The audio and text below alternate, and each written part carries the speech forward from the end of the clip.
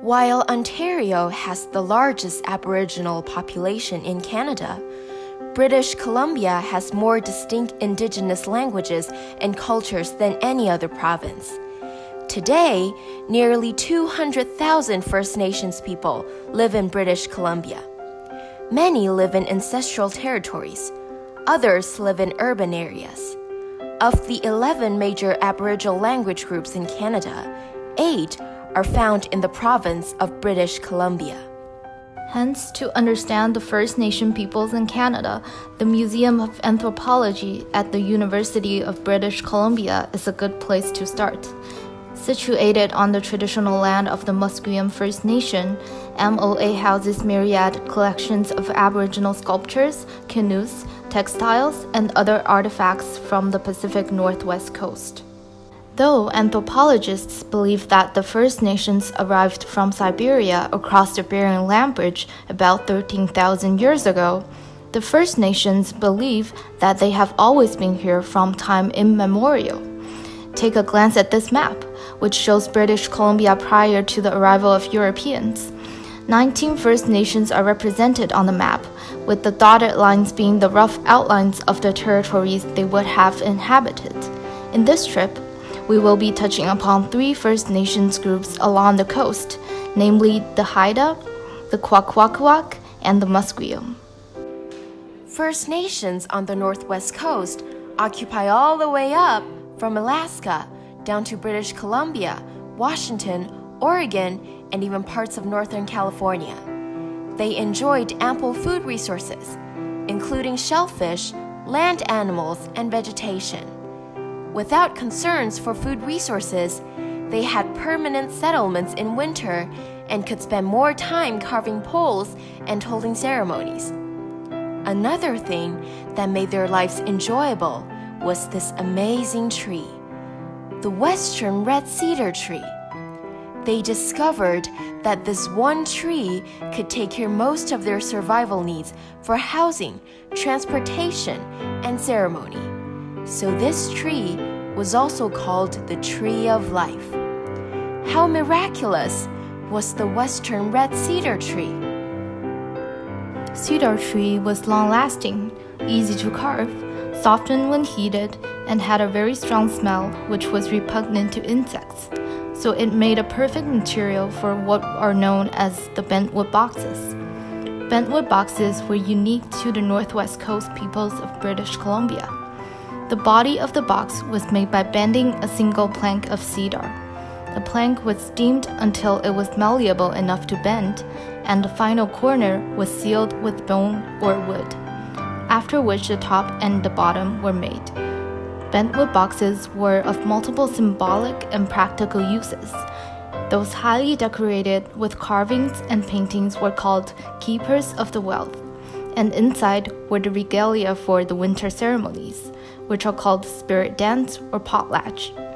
Others were used for general storage, and this big plain box here was for cooking.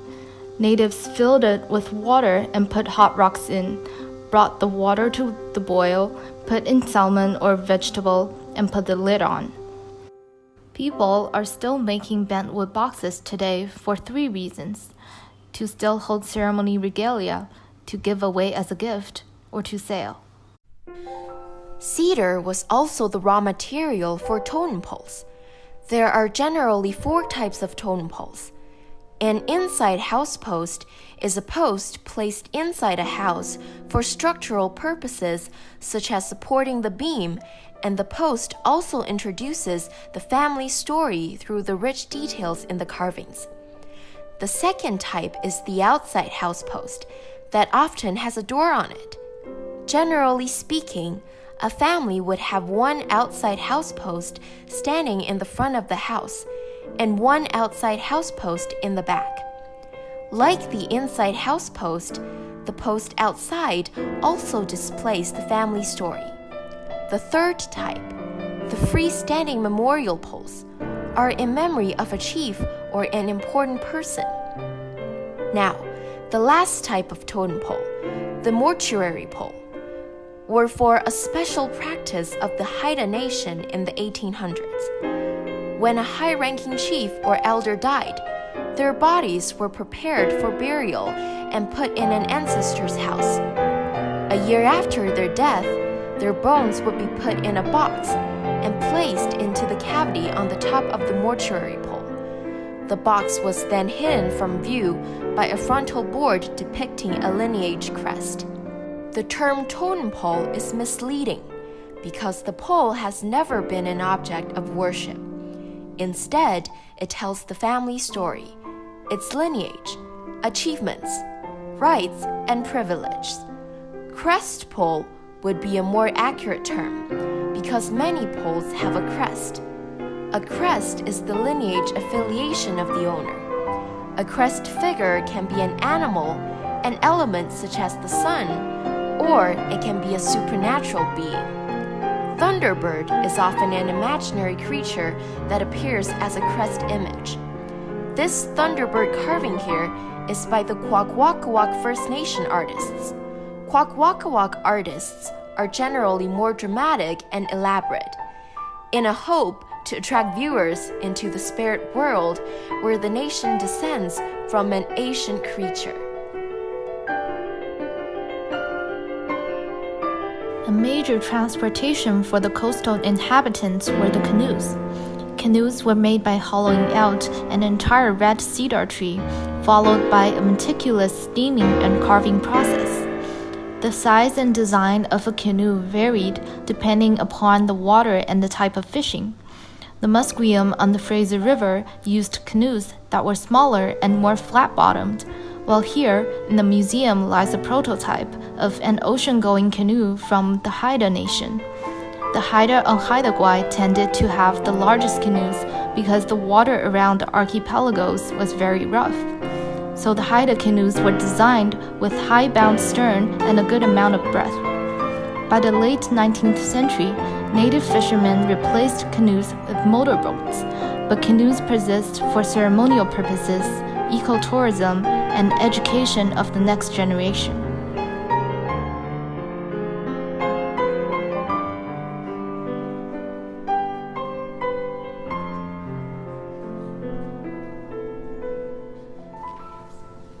Taking a break from the cedar tree, we strolled over to Weavers at Musqueam, a site that showcases the weaving tradition long practiced by the Musqueam.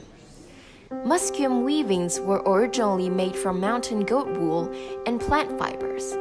Among all the creations, blankets are the most treasured possessions that continue to be worn and given away during ceremonies. It is a very high honor to receive a blanket and the position of leadership one enters to.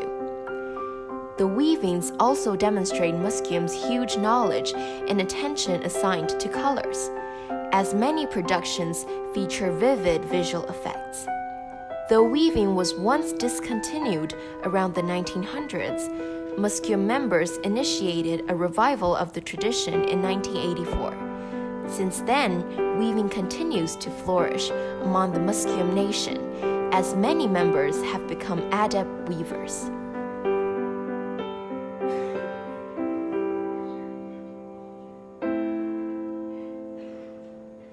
In the multiversity galleries of MOA, we encountered amazing artifacts for a Kwakwaka'wakw potlatch. A potlatch is a major ceremony for Indigenous peoples, where high-ranking chiefs and families invite large numbers of guests to come and listen to the stories of the families and honor who they are. A potlatch is generally held during birth, marriage, and death, and can be for other purposes, for raising a pole and proclaiming the family power, or for passing on a high-ranking name to the next generation. Traditionally, in an oral culture where consensus substituted for written laws, a potlatch was the political, social, and economic organizational system in which the guests served as the witness of the family's history, rights, and privileges. The word potlatch means to give, so at the end, everyone received a gift. By taking the gift, the guests were obligated to prove and uphold the family's rights and stories. From 1884 to 1951, potlatch was banned by the federal government of Canada as an amendment to the Indian Act, an act first introduced by the government in 1876 in order to control Aboriginal land and resources. However, the government failed to ban the potlatch since potlatch ceremonies were still held in secret. The ban was removed in 1951. During a potlatch ceremony, headdresses and masks would be worn for ritual dancing, while family stories would be told. A mask is usually carved with a spiritual figure that indicates a story associated with the family and their ancestors.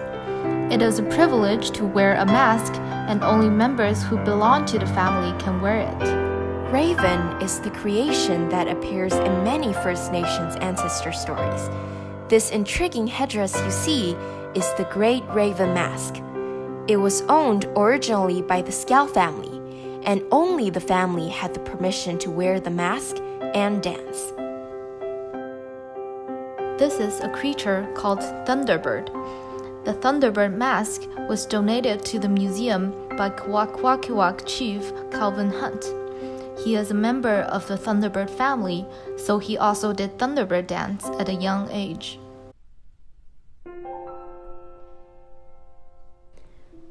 Zunaqua is the wild woman of the woods. She has messy hair and red lips. The saying is that Zunaqua will grab a child, put them in a basket, take them away, and eat them up. Zunaqua is a story that helps prevent children from going to the woods alone. How do the masks and the figures play a role in potlatch dancing? Transformation is an important part of the First Nations culture. In many of the potlatch dances, you will see a transformation dance. At first, you will see wild teenagers with messy hair and dirt on their faces, coming in screaming. Then the dancers, wearing a mask, will come out and dance. When the mask is closed, dancers will dance as the creature on the mask. When the mask is open, dancers will dance as a human. It is in the dance that the young men are transformed from being wild to being tamed. Potlatches are still held today.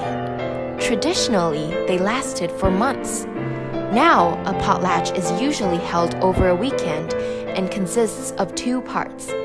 In the first part of a Kwakwaka'wakw potlatch, everyone enters the floor counterclockwise, which represents entering the spirit world. Guests are fed with the rich resources from the sea, such as salmon and crabs. Giving away is the central part, as the gift symbolizes the highest honor the chief bestows on the guests. The second part is a peace dance. After each peace dance, a gift will be carried in.